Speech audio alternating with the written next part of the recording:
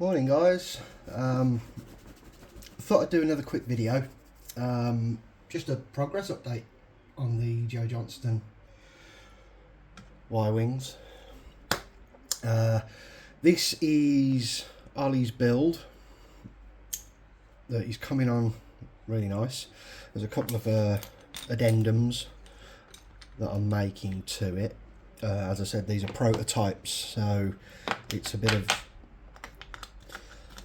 there's still a bit of suck it and see outside the planning, the planned stuff. But managed to get the cockpits cast pretty well now. Literally could do nothing about just a few bubbles in the front, so that's just epoxy filled, which is nice. It's just come out great. Some of you may have seen the shield and bulkhead detail. That was so tricky, really tricky that was, but it ended up, the best method was to use a cockpit pull, then reverse that cockpit pull, so they're back to back almost, and then use that. And I was trimming it really in small increments until we had a really decent enough fit. It's not a flush fit, it's not designed to be a flush fit. Originally we were going to have like a little gap in this to show it was like a spoiler or something, but no, it's fitted pretty nicely, so I'm happy with that. So they're all cast and bonded. Obviously that's the turret part that we need to still work on. I've got to get some rudimentary detailing, something nice in there with a, more than likely me and Ollie have been speaking about a singular gun barrel, something a little more akin to the Campwell model. Now Ollie's, it's coming on pretty good actually. The underside, that's what I've mainly been working on. This hasn't been done to my own build, this is purely on Ollie's build. He's been guinea pig for a few areas on this now, but the underside parts have cast up really well. Tried to use a modicum of donor parts, period donor parts, only period donor parts going on this. Cutting them in various ways to make something interesting. And then, yeah, just a lot of styrene scratch build work. I mean, you're emulating a piece of art, so a kit part's not always going to do it. So just, have a bit of fun. And I love this stuff. I mean, this I just riffed. These were just purely riffs. So what I decided to do was just some, obviously the wing plate details were already there, but then we broke those wing plate details up here with little 0.5 strip.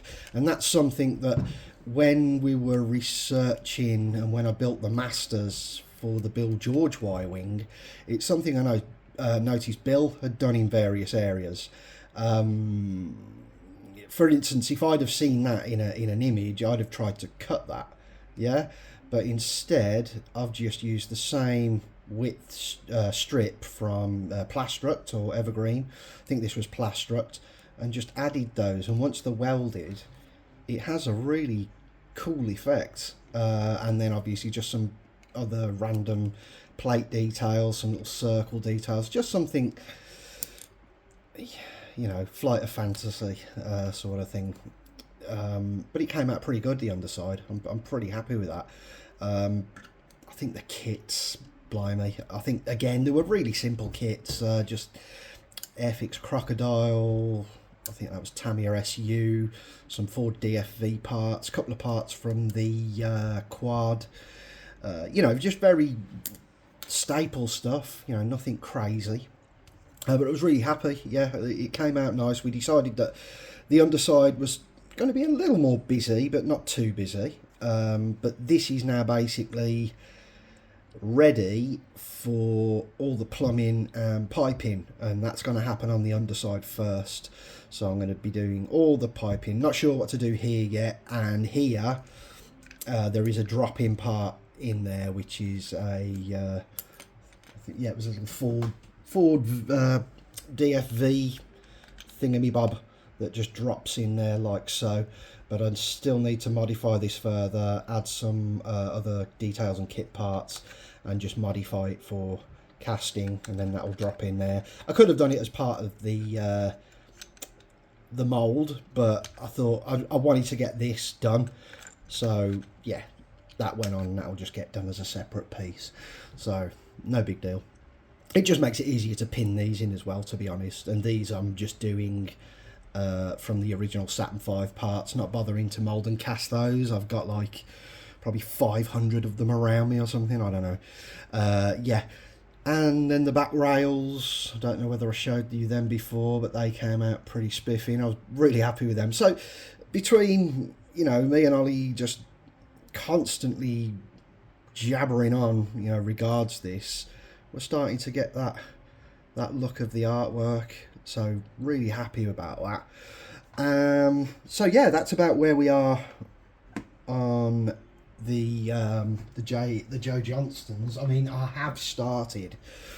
Now this is one of Ollie's prints, one of Ollie's FDM prints. It's, I can't remember, it's like an ABS. The stuff is just blooming indestructible. It's so strong, it's insane. But anyway, Ollie printed these, not Aussie, at I think he used a 0.2 nozzle.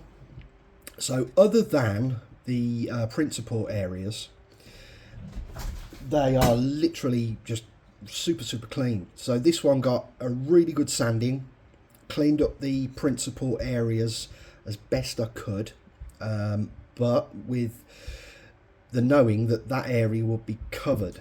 Okay, so this is the beginnings of a hull without the skinning of the hull. See, originally these entire builds, everything was skinned with 0.5 styrene to just cover up the print medium. You know, it was something Ollie said about using this as a core and then skinning it with styrene. Then I had a thought, these are so clean, and the way I've engineered the plantons, which was always my plan, it was kind of a, I don't know whether I'm going to need to skin this, but this is now an acid test into, do I need to skin them?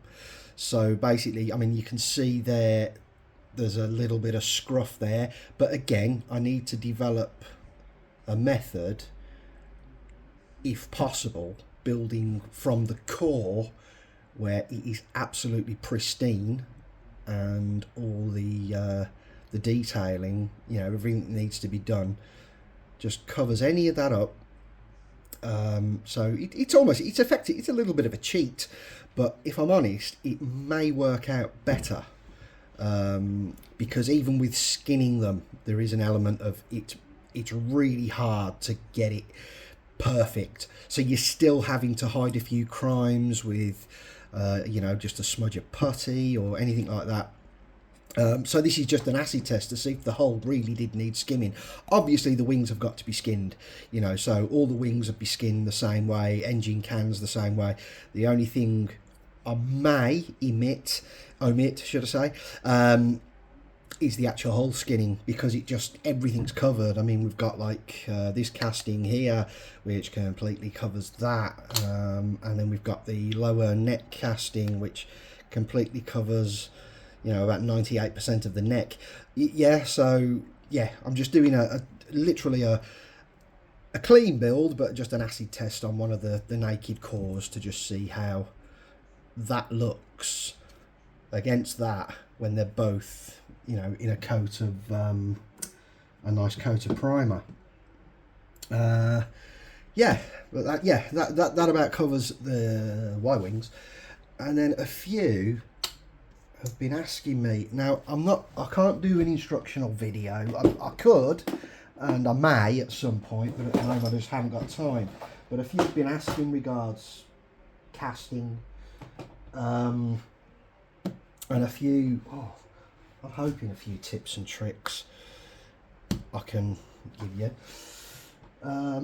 So these are moulds that I've made, and as you can see, that it's quite a translucent rubber.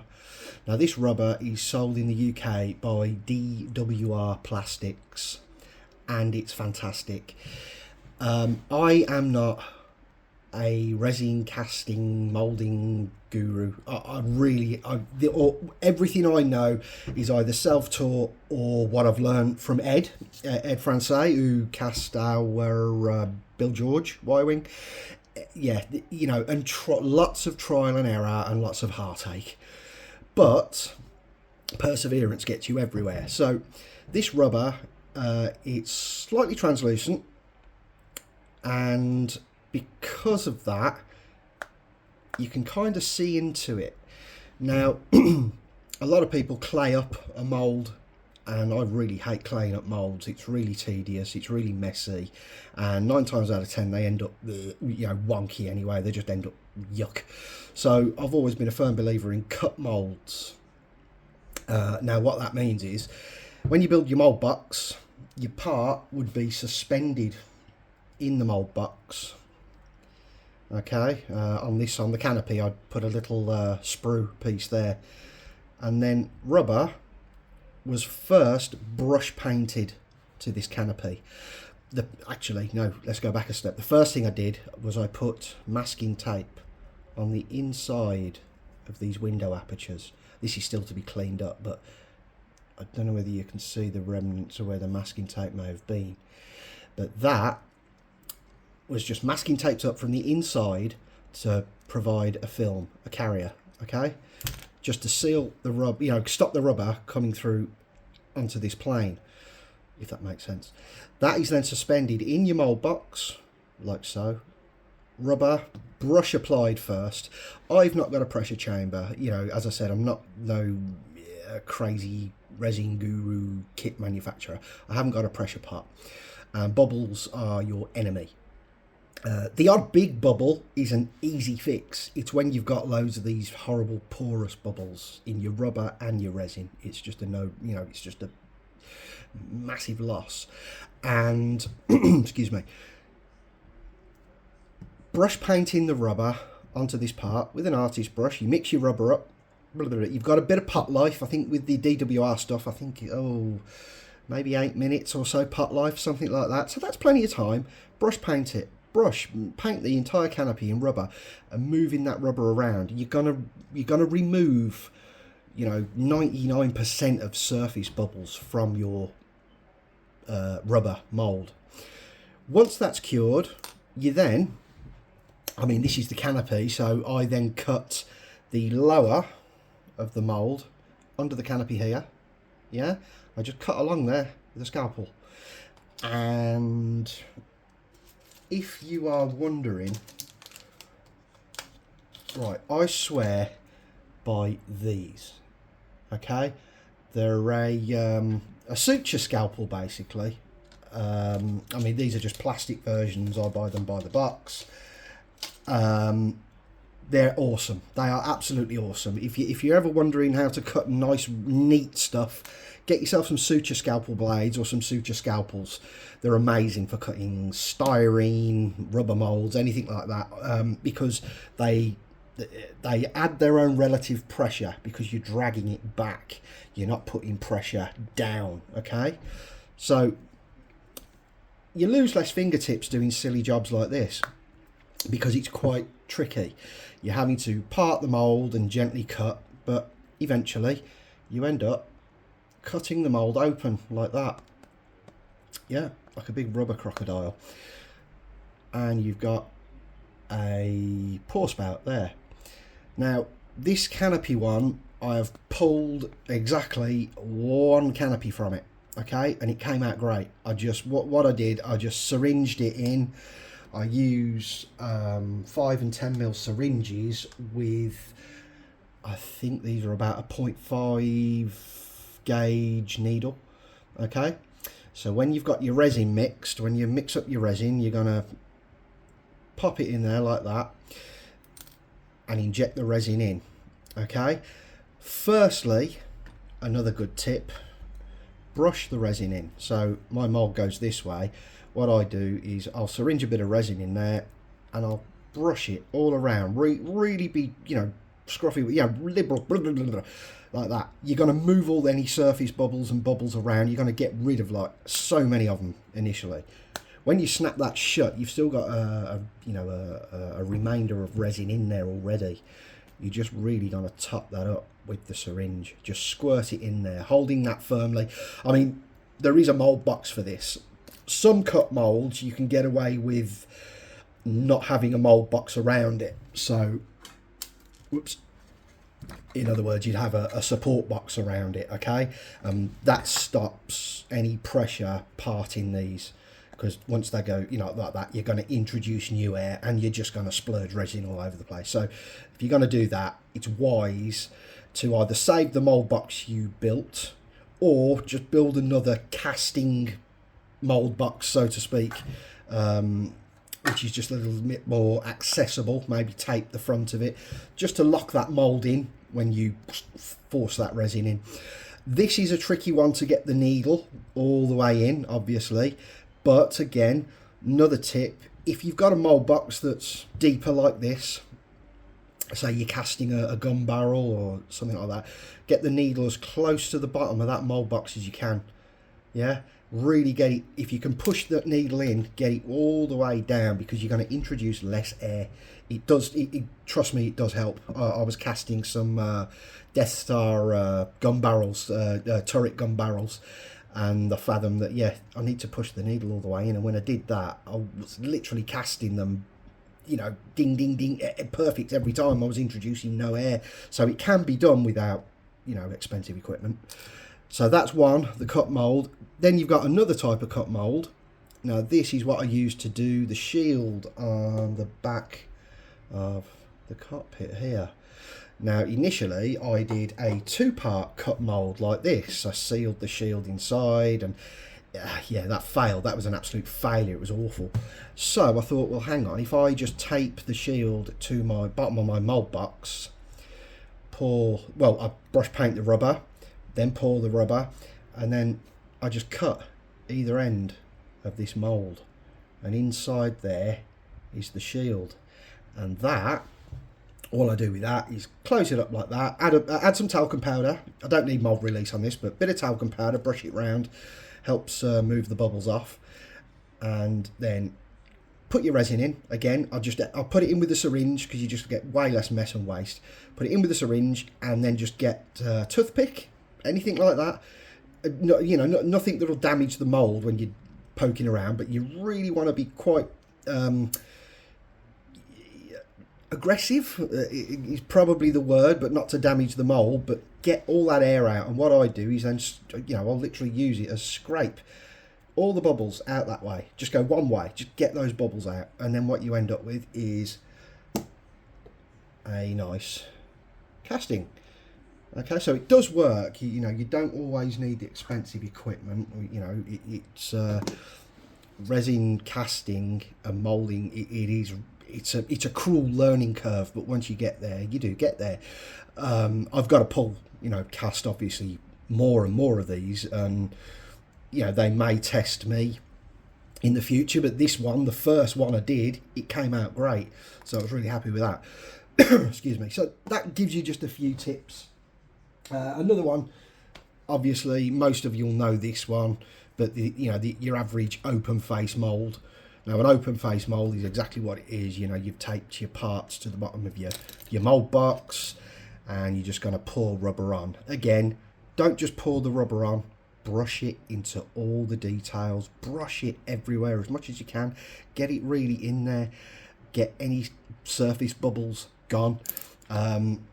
Again, it depends on your rubber as well. This is quite a fast curing rubber. I mean, after pouring, especially in the UK summer, this has cured in 2 hours, which is actually a little bit short to let the bubbles escape. But as long as you take these steps, it's totally doable with this stuff. I buy this stuff because it cures quickly.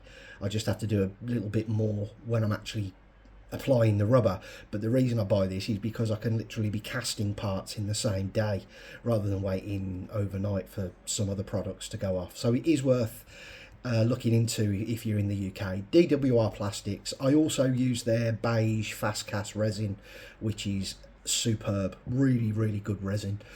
But I think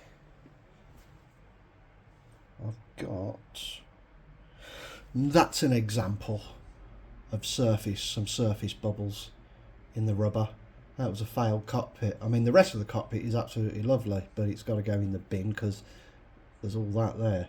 See, that's surface bubbles in the rubber, which you don't want. That's why when moulding the cockpits, what I did was I suspended the cockpit in a vise and I poured rubber into the cockpit aperture, and then I used a paintbrush and I did a complete thick coating of rubber all over the cockpit, and I let that cure for a couple of hours. Then I flipped it and did the same there, and then I put the cockpit into the mould box and did my pour for the actual mould, which came out like this. There is an opening somewhere. It's a bit messy, I haven't cleaned it since I used it. There we go. Right, so this is then my cockpit mould, and there you go. That totally clean. That aperture there, that protrusion there, that's your neck input, totally clean because I brushed it all inside there first. So it's a totally clean mould. I've got to mould the optional larger cockpit for it yet, but yeah, that worked nicely. And the only place I'm trapping air, only a tiny few bubbles, is just at the top here, which are totally, you know, easily fillable with some epoxy. So I'm happy with that. So yeah, I hope that helped. Just a few pointers really. A few people have been asking regards casting. It's not voodoo, it's just real trial and error, and expect things to go wrong. I do. Every time I do a mould or a cast on, I expect it to go wrong, but then sometimes you're met with a happy accident where everything goes right. I think this was the one that surprised me the most. I thought, this is going to be an absolute sod, and it wasn't. The first one I did, it was like, oh, right, okay. And even then, there are ways I can improve how I administered the resin into the mould, so I'm hoping those won't torture me too much. But yeah, there you go. I've got another couple of bits ready. This is going to be the inside of the engine, at the back of the engine can, and then what we've Ollie engineered these wonderful plug over discs that I then got to carry the exhaust. This was just a rough casting I did, but yeah, that's the plan there anyway. So that'll be that's a removable part that will be mould and cast. This will be mould and cast, and I mean, as you can see, there are little apertures there for the vanes. So excited to get to this stage, but there's still quite a bit I've got to do on the hulls and cockpits. Well, I say quite a bit, there's not that much actually. I'm getting to the end of that now, so I'm excited to get onto the vanes. But yeah, there you go. There is a few pointers on resin casting. Hope it helped. I'll see if I can get a video at some point of doing a resin casting. Might be a little bit Blue Peter, where I've gone, you know, here's one I've done before, because I can't do all this video editing rubbish. I'm useless at it. But yeah, there we go. Joe Johnston Y-Wings, they are really coming alive now, really having a ball on them actually. It's been such an enjoyable experience creating these with Ollie. Yeah, I've just had a ball with it. And I'm so glad I went for the scale we did. It's just really nice. I mean, the bases, this was a prototype base. Then we've got another version of a base that Ollie did. We've got another one here. This is my build. Yeah, this is another one Ollie did, and then he's got another iteration which he's doing. He's changed a few things up, so the bases are going to look absolutely just really nice. So yeah, that's where we are. But thanks for watching, guys, really appreciate it, and I'll be back soon with another update, and hopefully what comes after Joe Johnston Y-Wings. Stay safe all. Thanks. Bye.